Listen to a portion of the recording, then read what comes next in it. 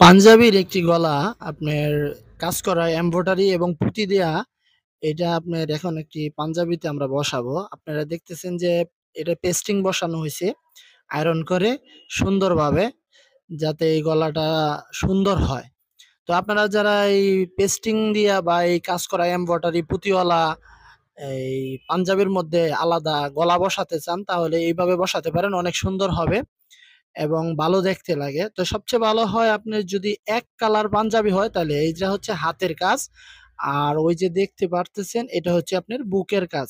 এটা হবে সামনের পার্টে থাকবে এই অংশটা। আর এটা হচ্ছে প্লেট, পাঞ্জাবির কাপড় দিয়ে এটা প্লেট বানানো হয়েছে।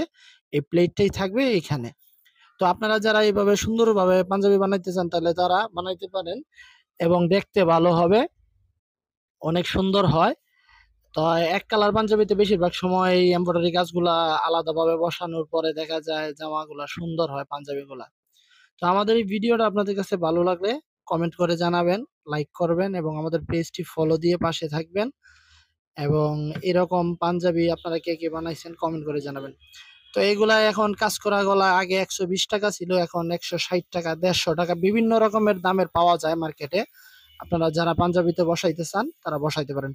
সম্পূর্ণ পাঞ্জাবি শিলানোর পরে আমরা আবার আরেকটি ভিডিও আপনাদের সামনে তুলে ধরবো।